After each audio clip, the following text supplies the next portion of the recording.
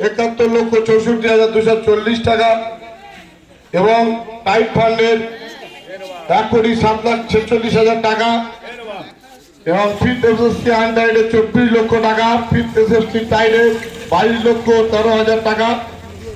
এছাড়া one fund থেকে আমরা কিছু কিছু স্কিমের কাজ আমরা করি।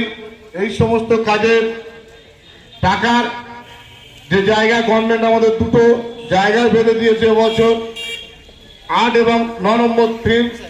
এই অ্যাকশন প্ল্যান করতে গেলে 1 থেকে 9 পর্যন্ত আমাদের থিম থাকে।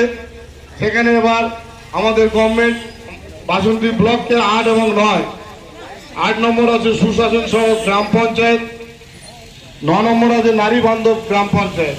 এই দুটো জায়গায় আমাদের 25% করে টাকা অ্যালটমেন্ট করতে হবে। সেখানে স্কিম দেখাতে হবে, মানে গ্রাম পঞ্চায়েত উন্নয়নের জন্য পঞ্চায়েত ব্যবস্থাপনায় যে বিল্ডিংটা আছে সেখানে ডেভেলপমেন্টের জন্য আমাদের টাকা অ্যালটমেন্ট করতে হবে। এবং সারা রামচন্দ্রখালী জুড়ে 2011 সালে জনগণনা অনুসারে মোট জনসংখ্যা 32,713, এখন অনেক বেড়ে গিয়েছে। সেই জায়গায় দাঁড়িয়ে মহিলারা আছে আমাদের এখানে 16,069 জন। 2011 গণনা অনুযায়ী তাদের ডেভেলপমেন্টের জন্য মহিলাদের বিভিন্ন সমস্যার জন্য আমাদের স্কিম ধরতে হবে।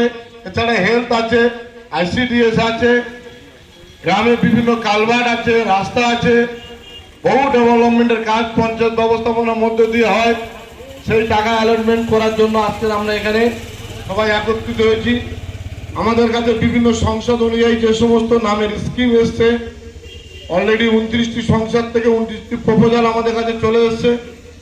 সেই প্রপোজালে এক্সাম্পল হিসেবে কিছু কিছু আমরা বলবো। তার আগে আমাদের মধ্যে উপস্থিত আছেন গ্রাম পঞ্চায়েতের সহায়ক সম্মানীয় প্রতাপ চন্দ্র ঘোষ মহাশয়।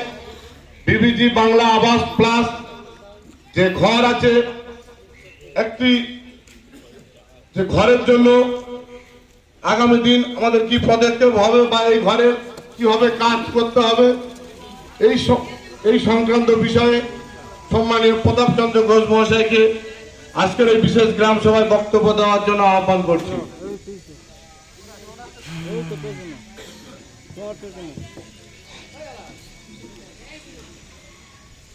গ্রাম সভায় সম্মানীয় সভাপতি মহাশয় এবং উপস্থিত সকল ব্যক্তিকে যথাযোগ্য সম্মান জানিয়ে বিবিজি বা বাংলার আবাস সম্পর্কে আমি কয়েকটি কথা বলব।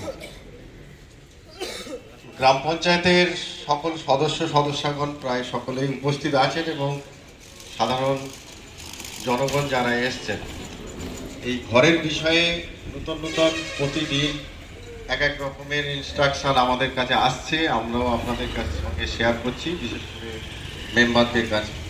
অনেকে এই বিষয়টা একটু ধোঁয়াশার মধ্যে আছেন। আমি বিষয়টা একটু ক্লিয়ার করার জন্যই বলছি। বিগত দিনে যে সমস্যাগুলো হয়েছিল ঘরের টাকা ছাড়ার ক্ষেত্রে, অনেকে যেগুলো অ্যাকাউন্ট আমাদেরকে দিয়েছেন বা যখন বাড়ি বাড়ি সার্ভে হয়েছিল যে অ্যাকাউন্ট আপনারা দিয়েছিলেন, আপনারা বারবার বলার পরেও আপনারা অনেকেই বলছেন বা সকলেই বলছেন যে হ্যাঁ আমার অ্যাকাউন্ট ঠিক আছে। যাদের সমস্যা আছে তারা সরাসরি এসে অ্যাকাউন্ট চেঞ্জ করেছেন, সেগুলো হয়েও যাবে, সেটা নিয়ে সমস্যা নয়। কিন্তু এই যারা অ্যাকাউন্ট সঠিক আছে বলে বলেছেন, বিগত দিনে টাকা ছাড়ার ক্ষেত্রে দেখা গেছে সেই অ্যাকাউন্টে টাকা অন্য জায়গায় চলে গেছে। আপনারা যে অ্যাকাউন্ট নাম্বার দিয়ে ঠিক বলে বলেছেন, সেইগুলোতে টাকা ছাড়ার পরে দেখা যাচ্ছে সেটা হয়তো বা অন্য কোনো ব্লক বা আমার এই ব্লকের আপনি ছাড়া সেই অন্য কোনো ব্যক্তি সেই টাকাটা পেয়ে গেছে। যার কারণে এবছরে টাকা ছাড়ার আগে কিছুদিন আগে দেখবেন প্রত্যেক বেনিফিশিয়ারি 1 টাকা করে ব্যাংকে দেওয়া হয়েছে। ব্লক লেভেল থেকে প্রত্যেকের অ্যাকাউন্টে 1 টাকা করে ক্রেডিট হয়েছে। হয় তার SMS গেছে, কারো কারো ক্ষেত্রে হয়তোবা SMS, মোবাইল SMS যাদের ফ্যাসিলিটি আছে, অনেকের ক্ষেত্রে কিন্তু SMS যায়নি। এটা ভয়ের কিছু নয়, অনেক ক্ষেত্রে SMS যায় না। কিন্তু আপনারা প্রত্যেকে ব্যাংকে গিয়ে পাসবইটা আপডেট করে দেখবেন যে ব্যাংকের অ্যাকাউন্টে 1 টাকা ক্রেডিট হয়েছে কিনা।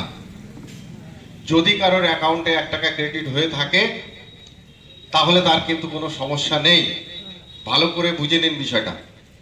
1 টাকা করে যে মারা হয়েছে, অ্যাকাউন্ট চেক করবেন বা আপডেট করবেন, সেখানে পরিষ্কার দেখাবে যে 1 টাকা তার ক্রেডিট হয়েছে, তাহলে তার অ্যাকাউন্টের কোনো সমস্যা নেই।